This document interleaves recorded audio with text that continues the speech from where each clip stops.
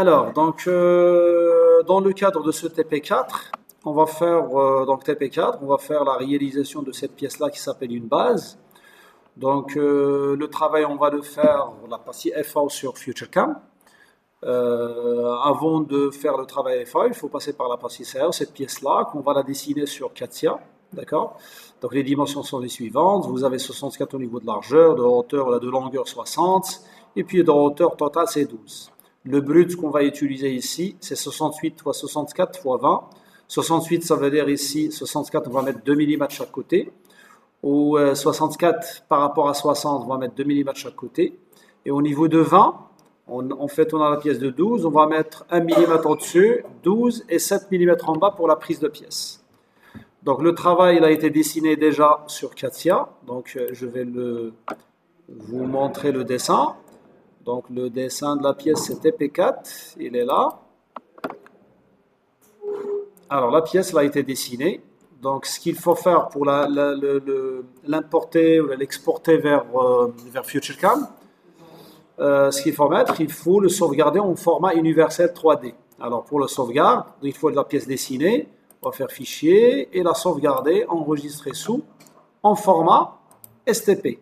D'accord, comme ça. Et vous mettez TP4 base et on le sauvegarde en format STP. Et une fois c'est sauvegardé, il faut aller maintenant vers FutureCam. Vous voyez, maintenant je descends ça et je lance FutureCam.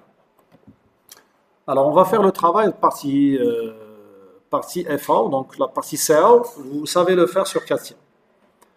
Alors la partie FA sur FutureCam, donc il se lance comme ça va nous donner en fait PC local, mettez le métrique, suivant, et terminé. Une fois le logiciel est ouvert, on va ouvrir un nouveau fichier. Voilà, donc le nouveau fichier, c'est un nouveau fichier suivant, c'est une opération de fraisage, des opérations de fraisage en millimètres, terminé.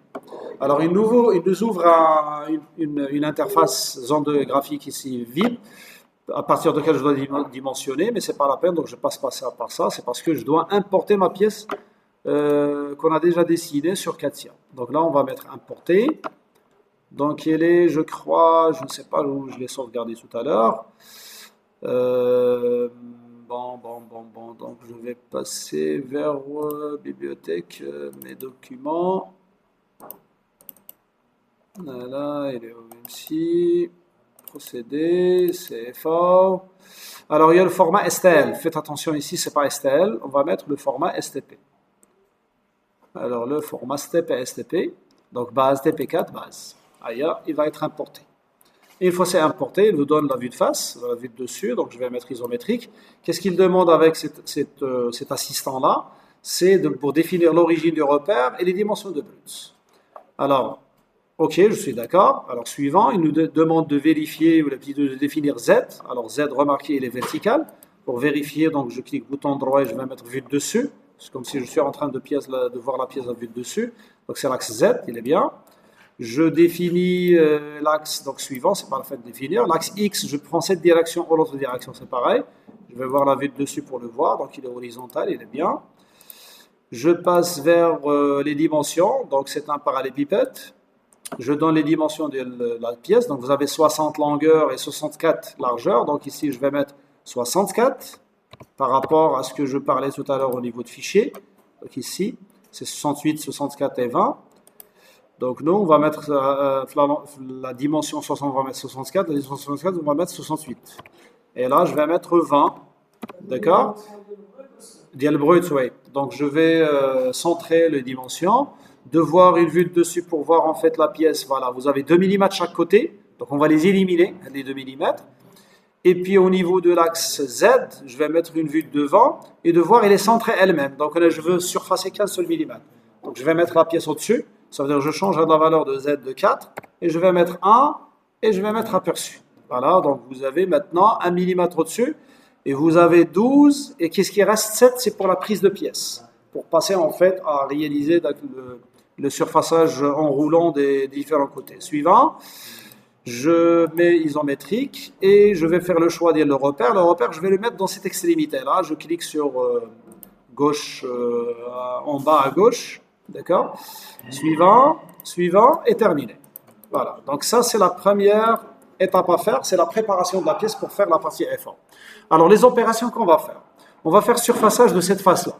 Pourquoi? C'est parce que déjà, ici, le brut, vu de devant, on a déjà 1 millimètre à enlever, ici. D'accord? Par la suite, je vais réaliser ces deux épaulements, l'épalement de côté gauche et côté droit. Et on va faire un mesurage des poches qui sont ouvertes, mais c'est un contournage des deux extrémités.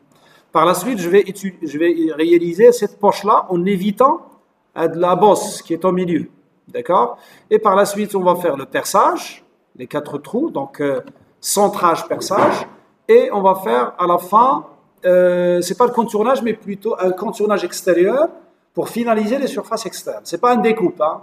C'est rien que pour faire l'opération. La matière qui reste en bas, ça veut dire que je vais réaliser, si jamais je vais faire la vue de devant, comme ça, il arrive jusque là, ou par la suite, on va renverser la pièce pour éliminer cette partie-là, où l'essentiel, c'est le cas de ce qu'on va essayer de faire ici. Alors, je commence par la première opération. Alors ici, toujours on utilise l'assistant Nouvelle Future. Donc l'assistant, on va faire un surfaçage. Extraire toujours cette case-là, il faut la coucher. C'est pour la reconnaissance automatique des formes géométriques. Extraire et reconnaître les futures. Donc c'est un surfaçage. Suivant.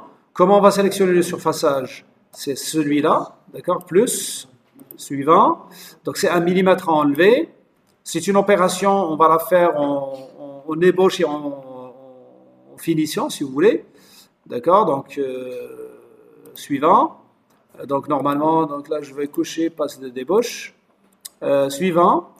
L'outil à utiliser, je vais utiliser un outil de diamètre 10. Donc, ouais, il a proposé un diamètre 32. Je ne vais pas l'utiliser. Alors, l'outil diamètre 10, je vais l'utiliser dans la liste des outils fraises de taille. D'accord? Ici. Alors là, diamètre 10, si jamais vous ne l'avez pas, qu'est-ce qu'il faut faire? Si vous ne l'avez pas dans la liste là, il faut créer, ici, cliquez sur ça et créer. Et pour le créer, les informations de cet outil-là, ils sont là. Donc pour vous, vous allez stopper la vidéo pour voir ces informations-là. Donc les informations jusqu'au diamètre de corps. D'accord? Alors l'outil, il est là, donc je vais le coucher. Suivant. Donc ça, c'est les conditions de coupe de cette opération. Donc c'est pas la peine même, là devient la vitesse de coupe. Hein. Donc suivant. Après, je vais utiliser l'opération, donc l'outil de finition lui-même. Donc toujours fraise de taille. Je reviens vers l'outil diamètre 10. Donc ça, il faut avoir l'outil de débauche et l'outil de finition. Suivant. Donc là, c'est les conditions de coupe. La même chose. Suivant et terminé. Alors, on va simuler pour voir ce qui se passe. Donc là, je vais cliquer en haut, bouton droit, sur simulation. Je vais mettre ça ici. De mettre la vue 3D, diminuer la vitesse de simulation et lancer la simulation. Voilà, donc c'est ça ce qu'il a effectué. Donc ça, c'est la première opération. Deuxième opération, c'est les deux extrémités. D'accord? Alors, je vais faire une nouvelle future. Alors, nouvelle future. Donc là, on va faire, par exemple, côté. OK? Suivant. Donc, surface côté suivant, je sélectionne cette face-là, plutôt cette face-là, je vais mettre plus. Et pour sélectionner l'autre face, je ne peux pas pivoter maintenant la pièce qu'il faut mettre, bouton droit et de mettre soit rotation, soit trackball, d'accord, pour pivoter la pièce. Zoomer maintenant pour aller sélectionner la face, mettez suivant, je vais mettre dézoomer, d'accord, bouton droit, isométrique. Donc, j'ai sélectionné les deux faces. Suivant. Je vais le mettre, donc le côté à isoler, il est bien, c'est ce côté-là. Je vais le mettre, donc c'est en moins 1 à moins 5, donc il faut voir l'épaisseur, donc en vue de devant, comme ça. Donc vous voyez, donc si je zoome ici, donc il part de là à là, donc c'est isométrique. Et puis, passer à suivant, donc la profondeur c'est 4 mm. Je vais le faire en opération d'ébauche et en finition, et je vais faire une finition de fond, d'accord? Et ici, quand il va faire le travail de fraisage, donc c'est pas la peine de mettre de la rampe du haut, c'est comme un zigzag en fait, va le faire. Je décoche celle-ci et je coche finition de fond pour finir le fond en bas. Et après, je vais mettre suivant. Donc les opérations, je vais utiliser un outil de diamètre, par exemple 6, de diamètre 10 par exemple. Donc chercher un outil.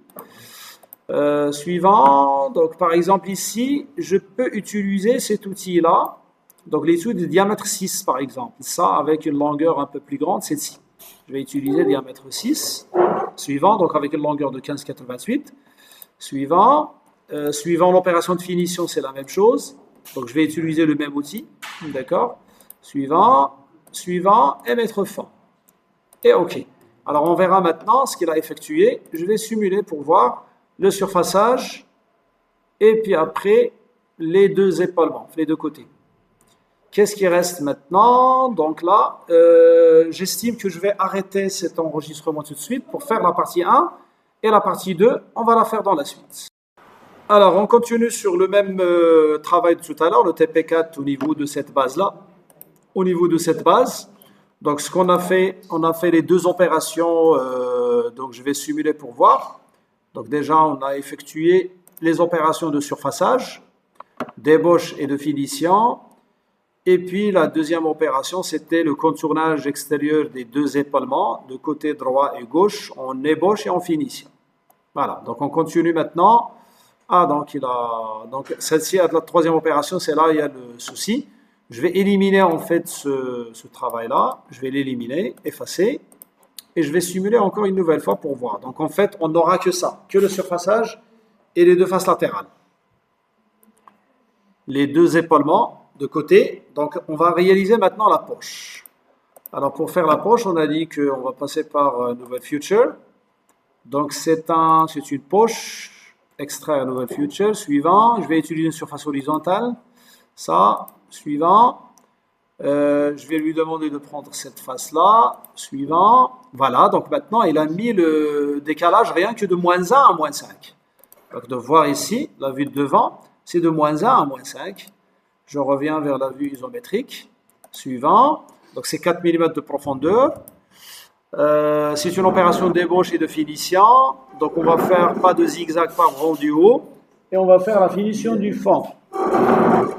La finition de fond. Par la suite, qu'est-ce qu'on va faire? Voilà. Donc, finition de fond.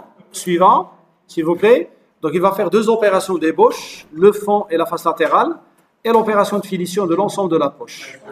Alors, suivant, je vais utiliser le diamètre 6 comme outil. Donc là, il a proposé le diamètre 14, c'est trop grand, déjà pour qu'il passe entre cette bosse-là et la face latérale. Je vais utiliser l'outil numéro 6. C'est plutôt diamètre 6 avec la longueur la plus grande, c'est celui-là. Suivant, suivant. Deuxième opération, c'est pareil. Je vais choisir l'outil numéro 6, la longueur 15. Suivant. Et de la même manière, l'opération de finition, on va faire le même outil, 6 avec la longueur 15. Suivant, suivant et mettre fin. Alors, qu'est-ce qu'on a dit tout à l'heure? On va simuler pour voir. Donc, il va réaliser le surfaçage, les deux contournages d'extrémité, et puis la poche. Alors, la problématique de la poche, on a dit tout à l'heure, c'est qu'il balaye toute la surface. C'est parce qu'il ne connaît pas, pour lui, il ne connaît pas qu'il y a une bosse à ce niveau-là. Alors, la bosse pour ce logiciel-là, il l'appelle un îlot. Donc, celui-là, il l'appelle un îlot. Donc, ce qu'on va faire, on verra pour créer l'îlot ici. Pour créer l'îlot, donc je vais revenir à la poche, double-cliquer. Alors, îlot, il faut lui montrer la courbe îlot. Donc, la courbe îlot, par exemple, on va mettre tout montrer. On va mettre la courbe 6. Donc, c'est celle-ci, elle est bien. Celle-ci, elle est bien.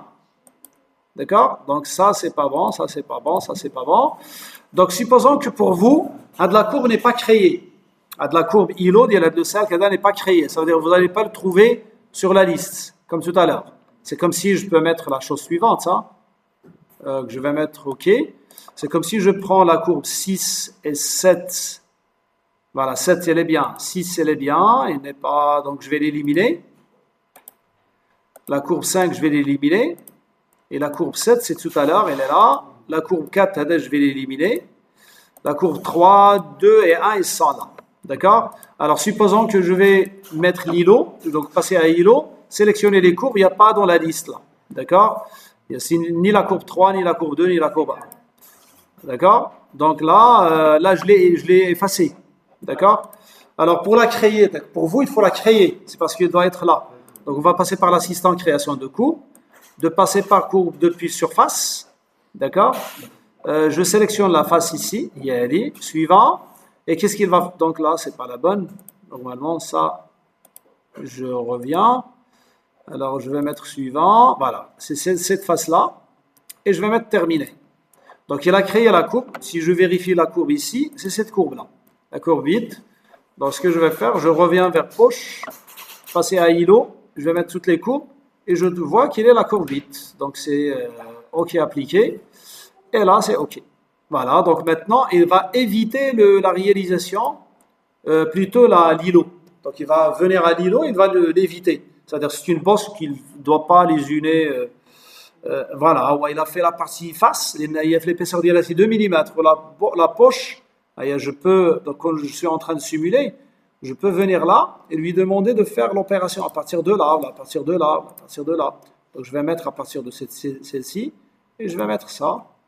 Donc ça c'est la poche, ça c'est la bosse, il surface la bosse en haut.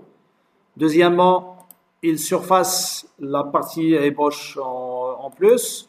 La même chose c'est ébauche. Et par la suite, finition. Donc, il a terminé la finition à la fin. D'accord?